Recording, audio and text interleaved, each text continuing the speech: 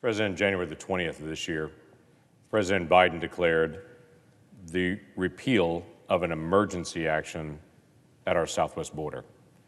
He withdrew that and said there is no emergency that currently exists there and paused all funding for the border wall system construction. Stopped it. Wherever it was that day, it ended that day. The same day, he announced a 100-day moratorium on deportations in the country. Stopped it. Now, within a few days, the court stepped in and federal court said that you can't just stop actually executing faithfully the laws of the United States. And so a court halted then his halt of a moratorium on deportations. In this case, his actual request for a moratorium deportation halt was for those that had actually gone all the way through the court system and a federal court had asked them to be removed from the United States. That's what President Biden was trying to stop. Federal courts then stepped in and said, when the courts have said they have to be removed, the executive branch can't just ignore that. They have to actually be removed. That opened the floodgates, those two announcements together, that we're not going to do any more border construction. We're going to stop that. And then the announcement of the moratorium started the process of a stir in Central America among the human smugglers to get the word out to say, this president is going to allow people in, and it's going to be different. Why would I say that, and why would they say that? Because even in the time when I was sitting down with now Secretary Mayorkas in his hearings before he was actually confirmed, and I asked him in those hearings, there's a caravan coming to the United States right now with hundreds of people in it and growing. What is your message to them that if you became the Secretary of DHS, what would you want to make sure those folks heard? His response to me in that hearing was, I would tell them to wait, not yet. Not yet. The Coyotes didn't hear it that way. They've accelerated pushing people. So what's actually happening on the border? Last weekend, I spent the weekend in Arizona, just south of Tucson in Nogales. Small little town of 26,000 people that sits right on the border with Mexico. Now, it's 26,000 on the American side, but on the Mexican side, it's a city of 450,000. It's a very large community on that side, and literally, they have built up the community directly against the border. For the border fence, and much of that fence has been there for a very long time, they've literally built properties directly against that fence. As Mexicans, they can do that. That is their property to be able to do that. That's not the issue. But the interesting thing was to be able to visit with folks from HHS that are taking care of the unaccompanied minors in the area, to visit with Customs and Border Protection that are actually handling the cross-border transition and with Border Patrol leadership, to be able to go through that area and to be able to see. Let me tell you a couple of things that I saw this weekend that might be helpful to get the context.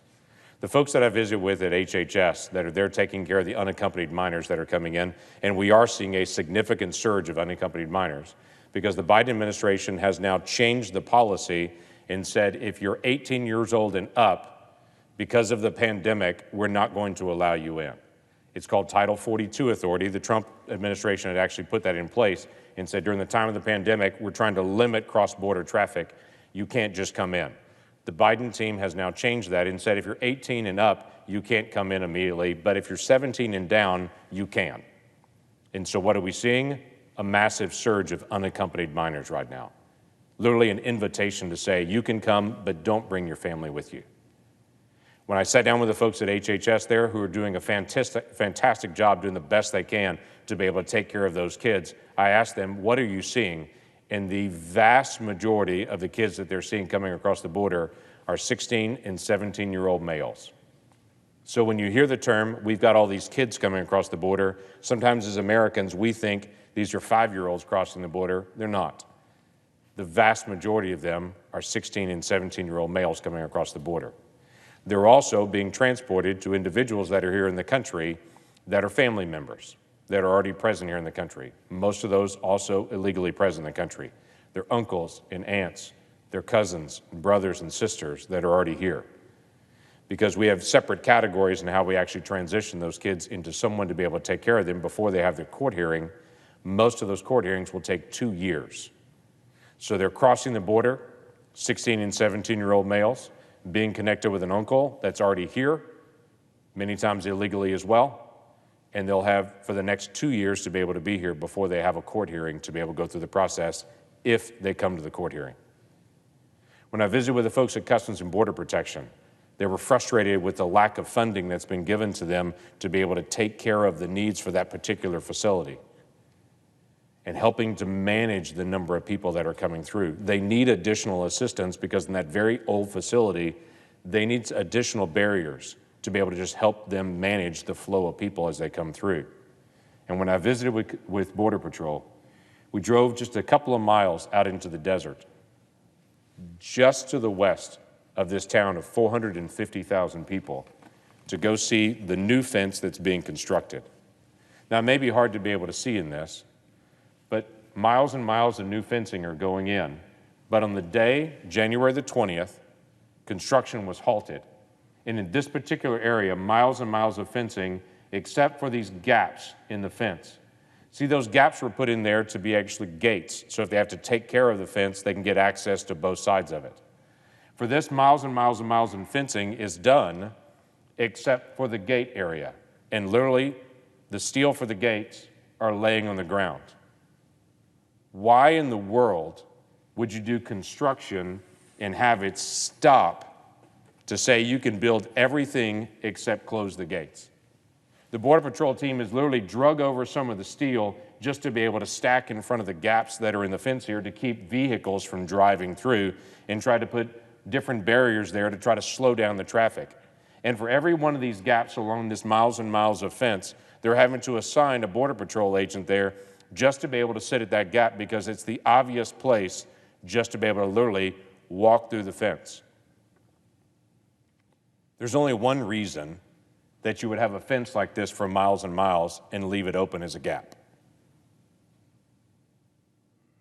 to allow people through. Worse than that, all the way through this construction area is just a dirt path they've used for construction, but in the contract itself, it was set up to be able to allow for the fence construction is first, because remember, this is a wall system. There's technology and wall. Walls are medieval, I get that, but there's a reason we still use fences in our backyard, and there's still a reason that we use fences as barriers, because they work. They slow people down from actually crossing that barrier. But it's a wall system in place. So for this, for miles and miles and miles in the contract, and as it's written, they put up the fence first, close up the gates second, and then they finish the road so Border Patrol can actually pass through here, even when it rains in this area, to have a simple road passage there. And then they put in ground-based sensors so they can detect when people are walking across, and then they put in lights and cameras. All the technology that we talk about.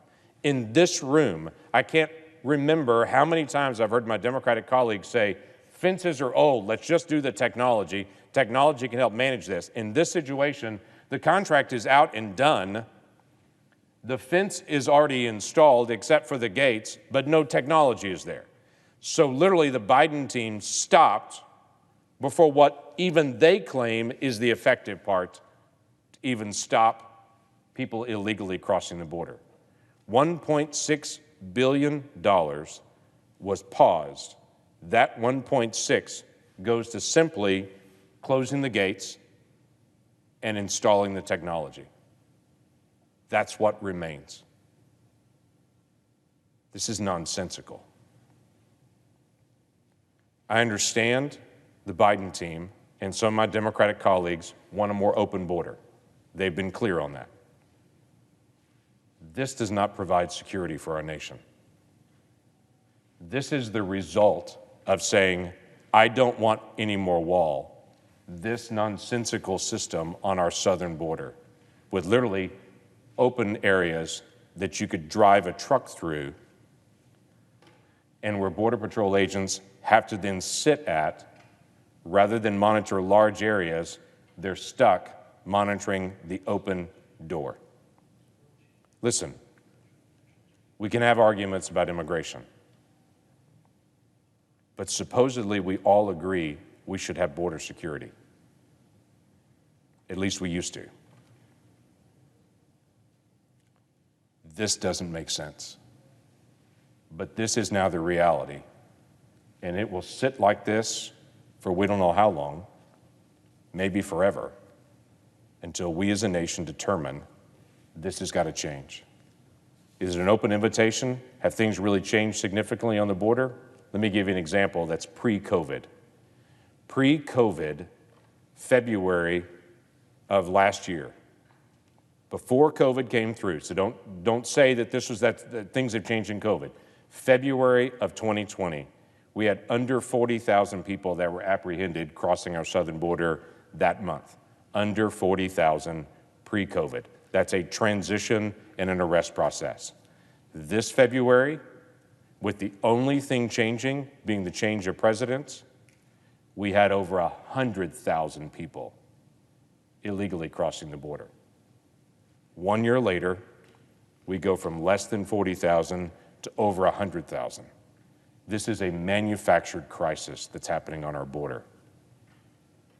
A halting of closing up the holes in the fence, statements about we're going to do a moratorium, that we're not going to have anyone deported anymore, changing the rules on unaccompanied minors to basically invite them to come into the United States again, and statements like caravans, I would just tell them to pause, we're not quite ready for you yet, is really not going to be a pause at all. That's going to be an invitation.